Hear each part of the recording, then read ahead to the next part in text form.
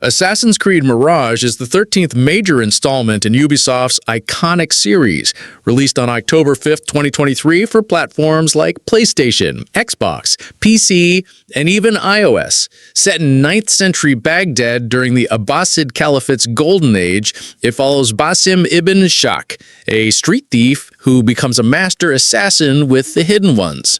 Originally planned as DLC for Valhalla, Mirage became a standalone title, aiming to recapture the stealth-focused, narrative-driven vibe of the early Assassin's Creed games.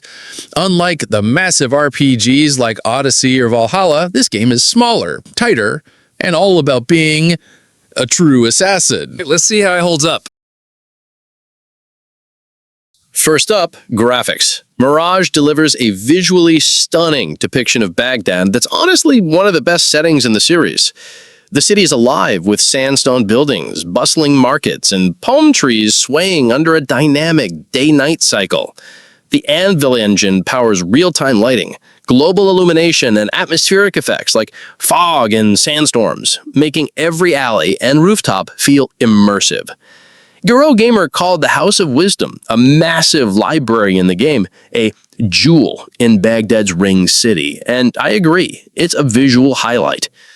In our review, however, not everything's perfect. Some players gave the graphics a 5/10, noting that character models, especially in cutscenes, can look cartoonish or overly sharp, with oddities like green blue shadows instead of black in our view.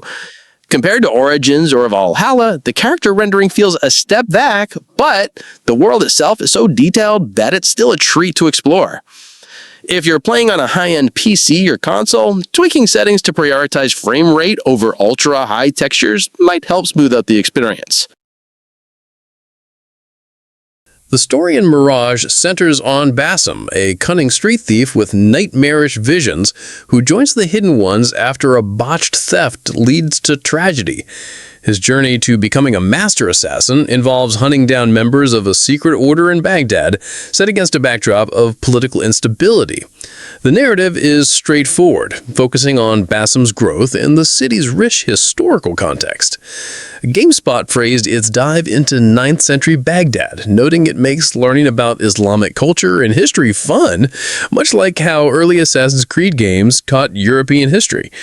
However, critics found Basim's arc rushed and his character milquetoast, lacking the depth of protagonists. The supporting cast is often forgettable, and if you played Valhalla, you already know Basim's ultimate fate, which can make the story feel predictable. For newcomers, though, it's a fresh tale that ties into the broader Assassin's Creed lore without overwhelming you with modern-day animus plot lines, which are notably absent here.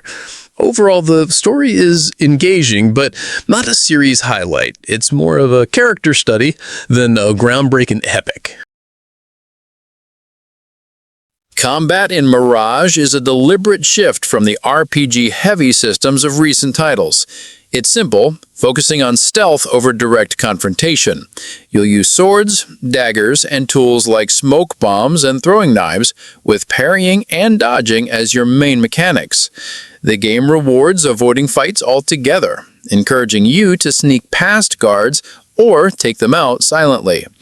PC Gamer noted that the combat feels spammy and less fluid compared to the RPG entries, which might disappoint players who loved Odyssey's complex skill trees.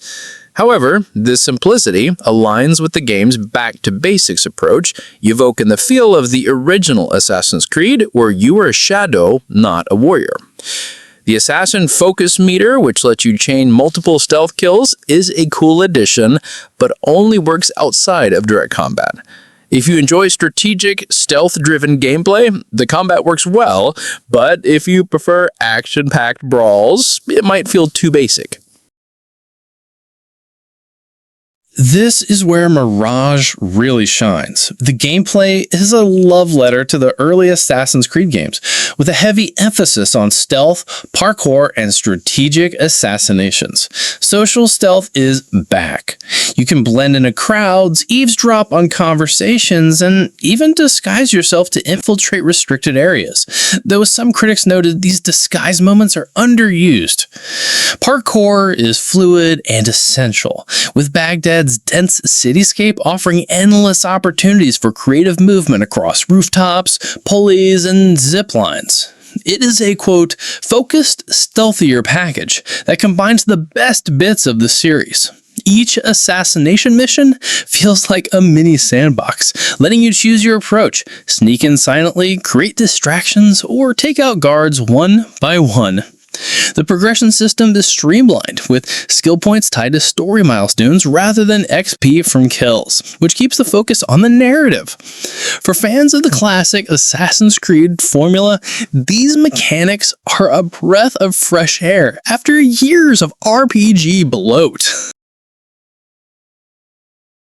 Mirage's open world is smaller than Valhalla or Odyssey, but it's densely packed with detail. Baghdad is divided into distinct districts, each with its own vibe.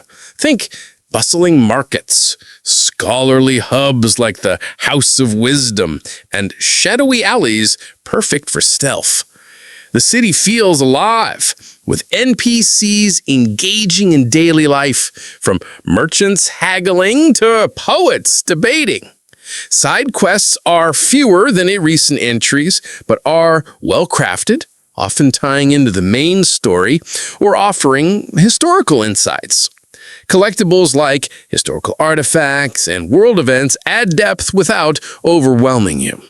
Some praise the small map with density and great details, noting the 20-30 hour gameplay length is just right for fans of the classic games.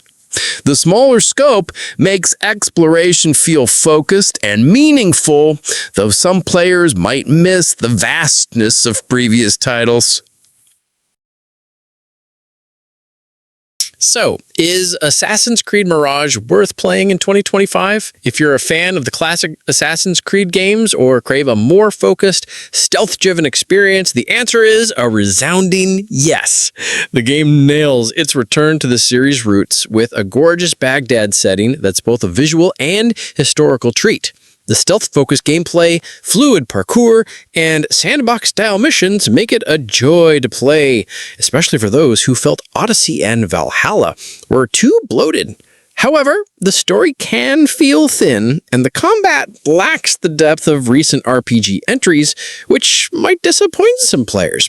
Reviews are generally positive, with Metacritic scores around 75 to 80, reflecting a sold but not revolutionary title. For me, Mirage is a step in the right direction for the franchise, proving that smaller can be better. Whether you're a longtime fan or new to the series, it's worth checking out for its tight gameplay and immersive world. Let me know your thoughts in the comments, and don't forget to like and subscribe for more gaming content.